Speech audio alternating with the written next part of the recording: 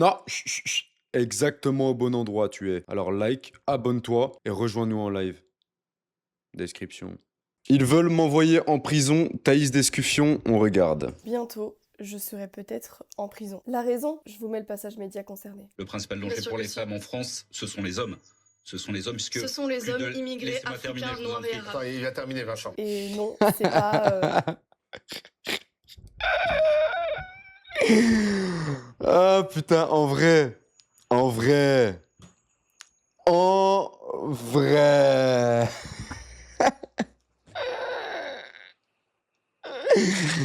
Est-ce que ce serait pas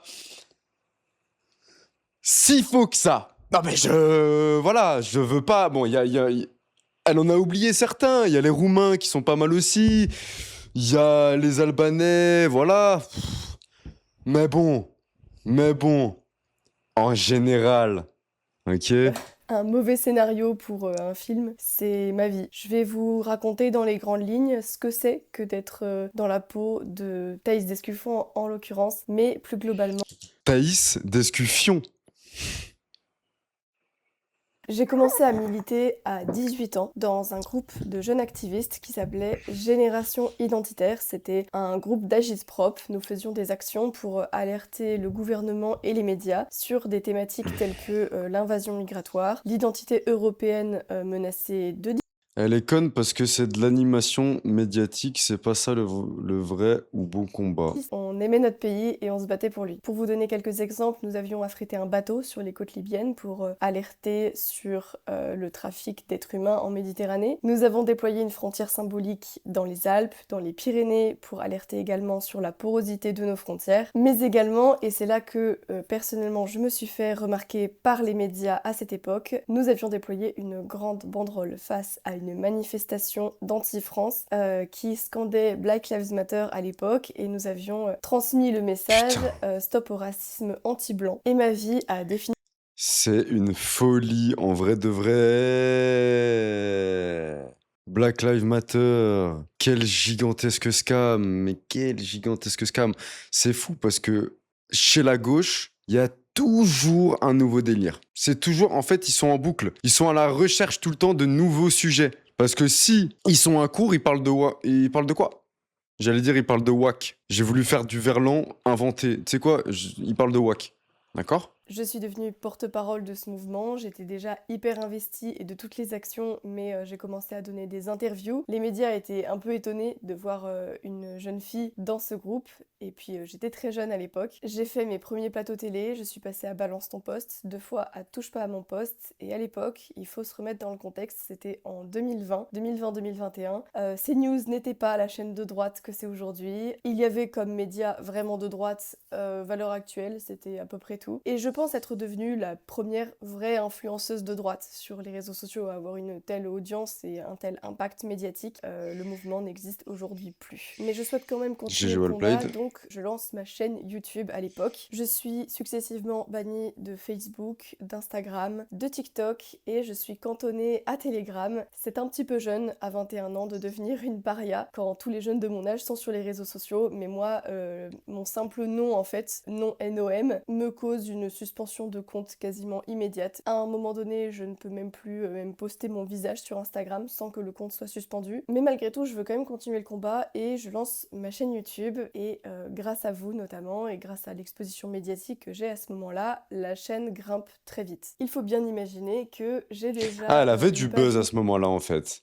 Elle avait du buzz. Wikipédia qui me met peu en valeur, on va dire. Thaïs Descuffion est catholique pratiquante et appartient à la mouvance identitaire. Elle relaie sur Twitter la théorie complotiste et raciste du grand remplacement et affirme défense d'un race blanche. Masculiniste et antiféministe. Ah, une meuf masculiniste carrément.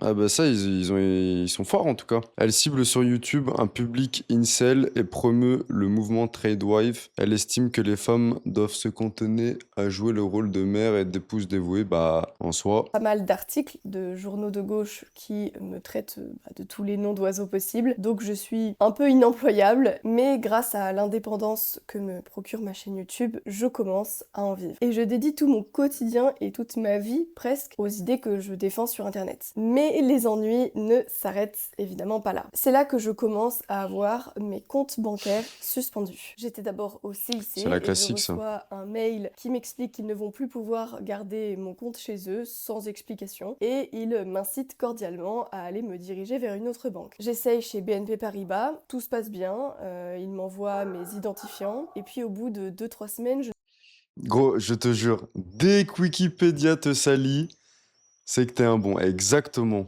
T'es fort. Ah, j'ai avancé eh bien, parce qu'en je fait, ça me fait chier. peux pas avoir de compte chez eux et ils me redirigent vers quelqu'un d'autre. J'essaye chez Crédit Mutuel par la suite. Pour Crédit Mutuel, j'essaie de m'y prendre autrement. Je me rends directement à la banque avec le conseiller pour ouvrir mon compte. Puisque toutes ces procédures ont tellement été longues qu'en fait, je me retrouve sans compte bancaire et avec simplement un chèque avec le reste de mes économies, disons. Et donc, avec le conseiller Crédit Mutuel, nous commençons à rentrer mes informations personnelles pour créer le compte. Mais lorsqu'on rentre mon nom et mon prénom, je vous promets GG well played.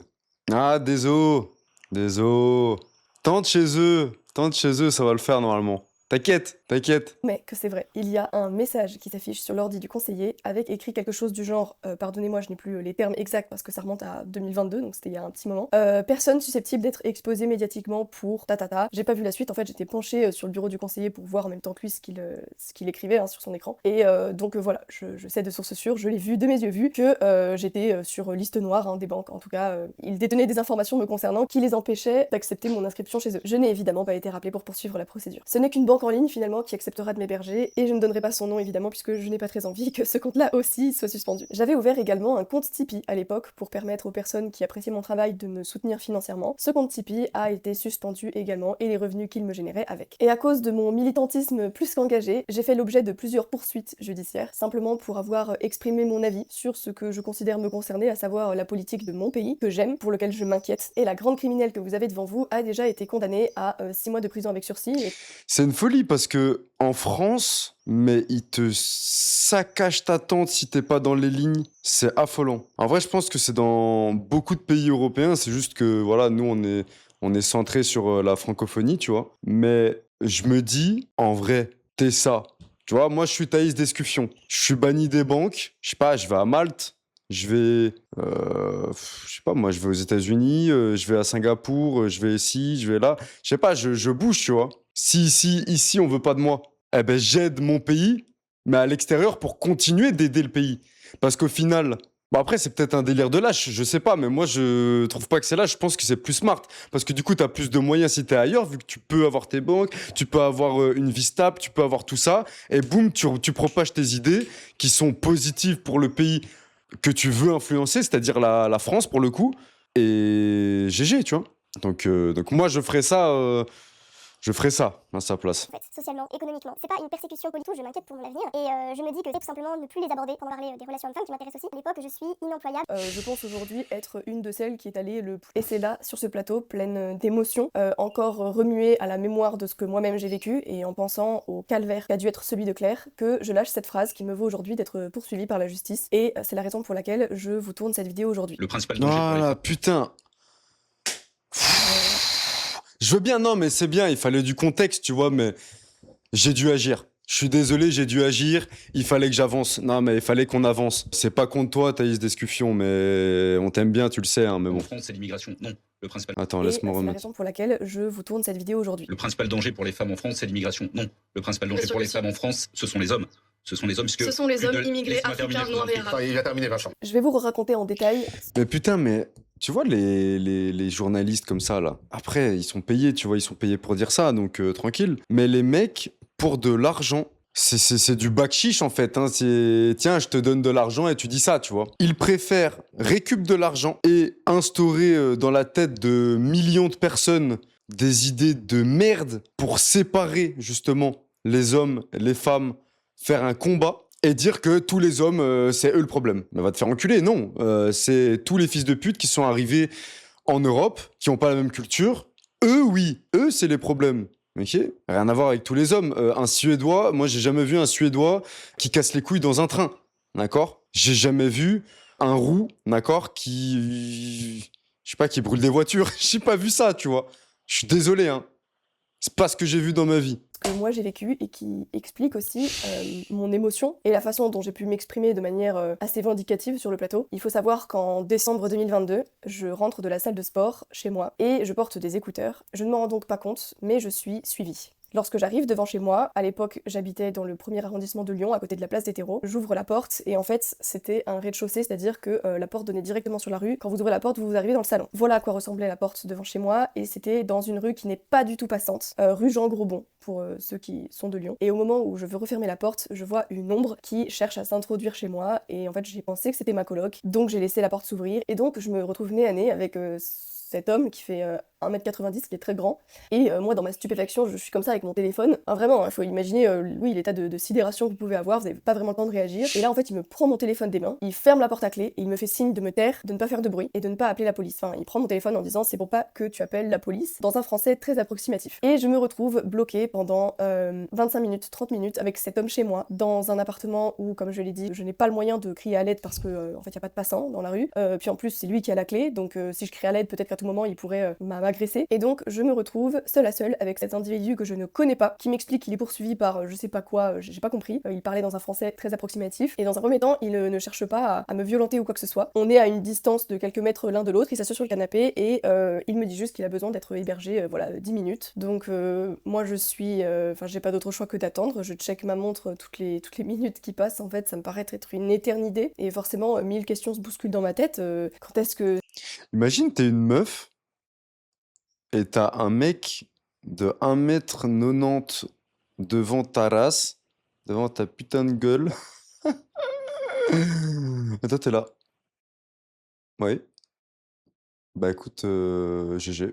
Tu peux faire tout ce que tu veux en fait, hein, je peux rien faire. Puis après, on retourne dans le salon et il se met à faire des commentaires sur mon corps. Ah, t'es sportive, ça se voit. Et là, je sens que ça pue. Je commence à être de plus en plus pressante, à dire bon, maintenant vous pouvez partir. Ça n'a pas l'air de le préoccuper plus que ça. Il finit enfin par évoquer l'idée de partir. Et là, je me dirige vers la porte pour l'inciter à le faire. Il se lève, il se dirige vers moi. Et là, je vous avoue que c'est un petit peu flou dans le déroulé exact. Mais ce que je peux vous dire, c'est qu'il a commencé à me dire attends, avant de partir, là j'ai eu mon sang qui s'est glacé. Est-ce que est-ce que tu peux me faire un bisou? Donc là je dis je peux pas trop. Donc il me dit allez s'il te plaît. Après je m'en vais. Voilà je m'en vais. Donc je ne me jugez pas. Je n'ai jamais dit ça publiquement, mais je lui dis juste sur la joue alors s'il vous plaît. Ça c'est pas quelque chose que j'ai déjà raconté publiquement parce que j'avais un peu honte. Mais bon vous savez quand votre vie est menacée, vous sentez que c'est une question de vie ou de mort ou de votre intégrité physique. Bon bah je lui dis ça, donc je lui fais un... Ah oui, en fait, elle avait juste pas le choix. T'inquiète, discussion, t'en fais pas. J'aurais été toi, petite meuf frêle, bah normal, hein, 1m90 devant ma gueule, je fais le bisou. D'accord? Donc t'inquiète. bisou sur la joue. Et là, en fait, il m'attrape les poignets et en fait, mes jambes se dérobent sous moi. Je me mets à trembler comme une feuille. Il m'assoit sur un pouf juste derrière moi et il me dit, s'il te plaît, avant de partir, est-ce que tu peux me faire une fellation? On va dire, est-ce que tu peux me sucer? Il me dit plus exactement. Et je fonds en larmes, je pleure, je lui dis, s'il vous plaît, monsieur, j'ai été gentille avec vous jusqu'à maintenant, j'ai fait tout ce que vous m'avez demandé, je vous ai servi de l'eau, s'il vous plaît, partez maintenant, j'ai rien fait, partez s'il vous plaît. Et là, contre toute attente, j'ai eu énormément de chance. Je pense que le fait de lui avoir parlé pendant une demi-heure m'a humanisé peut-être à ses yeux, qu'il a eu peut-être un peu pitié de moi, je ne vois que ça comme explication, mais en fait il s'est levé, il a ouvert la porte et il est parti, en laissant mon téléphone sur le canapé en plus. Donc je me suis précipitée sur la porte, je l'ai fermée à double tour, je me suis jetée sur mon téléphone et j'ai appelé tout de suite ma coloc à l'aide, qui est arrivée par la suite. Je suis allée porter plainte au commissariat et c'est vrai que cette histoire me paraît encore lunaire aujourd'hui, je pense que j'ai une très bonne étoile, mais bon, de toute façon mon agresseur n'a jamais été retrouvé, enfin on l'a retrouvé sur les caméras de surveillance, mais ça a été classé sans suite et quand je suis allée porter plainte au commissariat, le policier m'a dit vous savez madame, des profils comme le vôtre, il y en a plus de 4000 rien que dans votre arrondissement, donc je vous avoue que je ne suis pas très optimiste sur les chances de le retrouver. Je pense aussi que la police n'a peut-être pas forcément déployé beaucoup d'efforts pour le retrouver, notamment parce que je suis exposée médiatiquement. J'avais pris la parole à l'époque pour raconter mon histoire, beaucoup de gens ne m'ont pas cru parce que ça paraissait trop gros qu'une fille engagée contre l'invasion migratoire, qui dénonçait justement ce type de danger et de répercussions sur la sécurité des Français, comme par hasard ça lui arrive à elle aussi. Bah oui, en fait, justement. Peut-être parce que ce que je dis est... C'est une folie. C'est une folie. J'ai été agressée en tant que femme et même pas en tant que Thaïs Escuffon. En tout cas, le fait est que 1 an plus tard, je suis invitée par BFM TV donc pour m'exprimer sur l'affaire Claire Géronimi. Et Claire Géronimi, son agresseur l'a également suivie et s'est introduit derrière elle dans son hall d'immeuble et il l'a violée là. Et en fait, Claire Géronimi, ça aurait pu être moi. Et voilà pourquoi j'ai dit ce que j'ai dit sur le plateau. Je ne renie rien. Peut-être que j'ai pu être maladroite, mais dans le fond, je n'ai fait que décrire une réalité que vivent des centaines, des milliers de femmes françaises tous les jours qui se font agresser, harceler, voilà. Et donc pour avoir...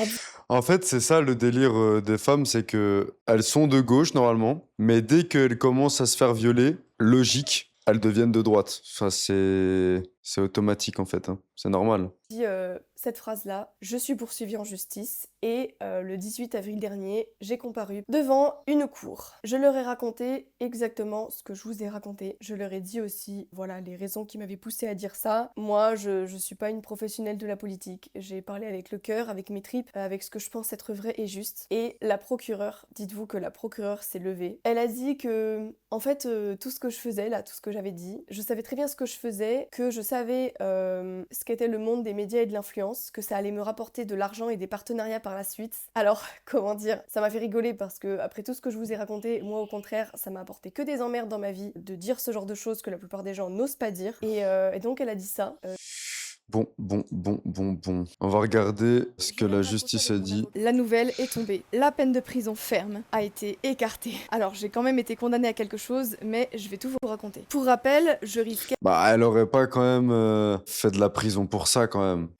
Ce serait quand même terrifiant. C'est vrai, et dès qu'elles deviennent de droite, elles sont des gros droitardés, tu voulais dire? Ou droitardes? Bah en fait, elles deviennent extrémistes, hein. Extrémistes dans... Je mets des guillemets, hein. Typiquement, ma sœur, jolie femme, etc.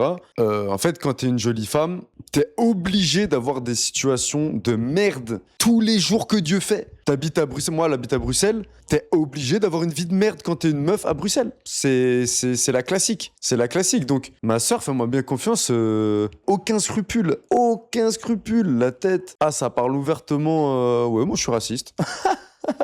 C'est une folle.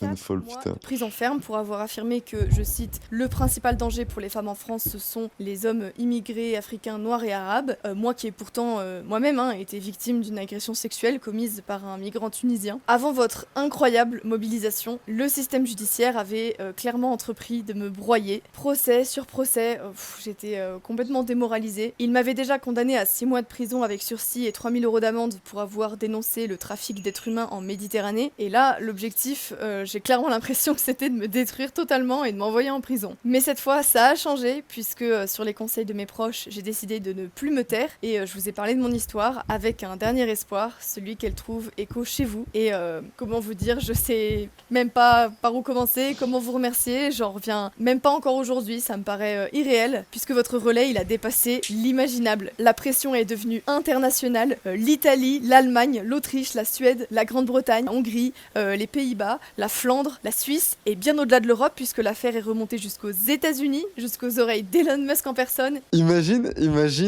t'es là, tu fais une vidéo et le lendemain, t'as la planète qui le sait. T'as la planète qui... C'est une dinguerie de fou. C'est une folie. C'est... La meuf, elle est internationale maintenant, gros. Reculer cette justice absurde. Je suis passée de 4 mois ferme à 1 000 € d'amende. Dès que nous mettons en lumière leurs agissements, ils ne peuvent plus se cacher. On les force littéralement à nous rendre des comptes sur leur politique. Regardez l'affaire Liana, un pédophile signalé à plusieurs reprises pendant des années, les victimes qu'on n'écoute pas, les agresseurs multirécidivistes qu'on protège, et c'est seulement quand l'affaire fait la une des médias que les politiques se décident enfin à réagir. En revanche, pour condamner des propos comme les miens, alors là, la justice, ça va vite, hein. Quand il s'agit en revanche de sauver les vies des Français de souche, soudain c'est plus tellement une priorité et il y a un manque de moyens. Bref, alors je vous le redis encore. Mais Elon Musk, c'est vraiment le GOAT, hein. Elon Musk, le boss, c'est le sang, en fait. Déjà, le mec, c'est un Tchad parce que c'est le mec le plus riche de la planète. Déjà, premièrement, ok, le mec est giga Tchad. Rien que pour ça.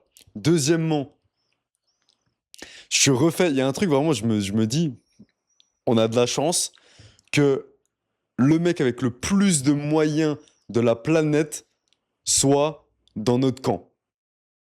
Alors, peut-être que c'est un scam, que tout est manigancé. Tu peux être complotiste, tu vois. Mais en tout cas, moi, je vois les idées d'Elon Musk et j'en suis d'accord. Je suis d'accord avec la plupart des choses qu'il dit. Je suis d'accord avec comment il vit, de charbonner, de 100 heures par putain de semaine, en fait. Euh, Tu vois?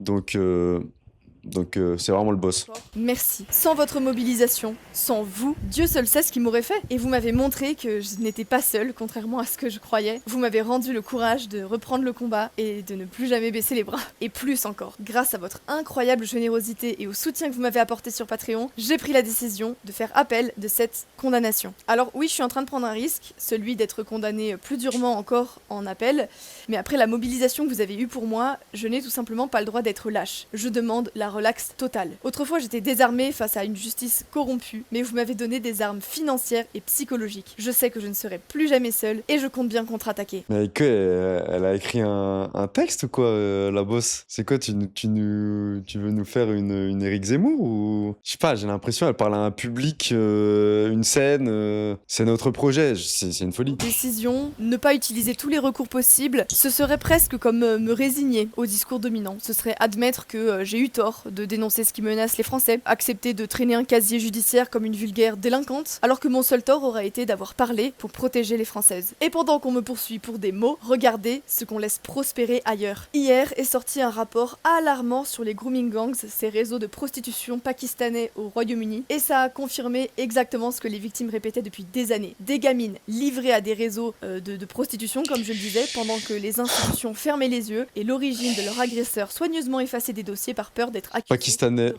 100%. 100% pakistanais. C'est pas 99. C'est pas 99,99. 100%. Pas un qui n'était pas pakistanais. C'est affolant cette histoire. Hein.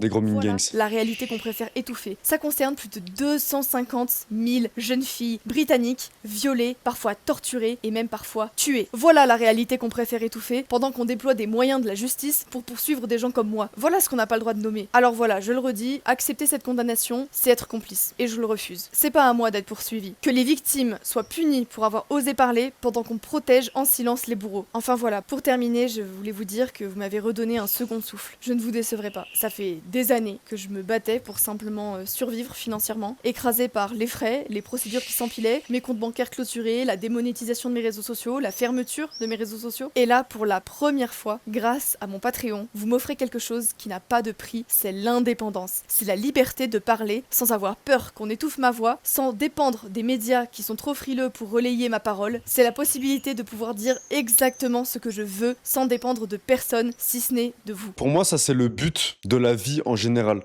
Être libre de dire tout ce que tu veux à 100%, c'est vraiment, selon moi, hein, c'est ça la vraie liberté, tu vois. Demain, je me réveille, j'ai envie d'aller au Vietnam. Ok, boum, je prends le billet d'avion, je vais au Vietnam. Pendant que je suis au Vietnam, il y a Henri Nowak qui se fait éteindre, faire une vidéo pour dire que tous les fils de pute sont des fils de pute. Ensuite, je vais me coucher, il est quoi? Il est 22h parce que j'ai une hygiène de vie irréprochable. Je me réveille le matin. Ah, j'en ai ras le cul de Vietnam. Non, j'en ai marre du Vietnam, j'en ai marre. J'ai envie de retourner en Italie. Non, en vrai, c'est ça. En vrai, c'est ça pour moi le but de la vie, c'est être au plus libre. Et en vrai, elle a très bien fait avec son Patreon. Ce sont tous les autres, ce sont ceux qui n'ont pas une communauté derrière eux, ce sont ceux qui se font broyer par le système judiciaire dans le silence total, comme j'ai failli l'être. C'est pour eux, c'est pour les invisibles que je veux continuer à me battre. Alors je vous fais cette promesse, ma radicalité ne bougera pas d'un millimètre. Merci encore à vous. J'aimerais pouvoir remercier chacun d'entre vous individuellement. Malheureusement, c'est pas possible, que ce soit pour votre aide évidemment. Voilà, vous avez potentiellement changé ma vie, même pas potentiellement d'ailleurs, vous avez changé ma vie. Donc il y aura jamais assez de merci pour ça. Tu t'es changé la vie à toi toute seule. C'est bien, ma grande. C'est bien, ma grande. Non, elle a géré.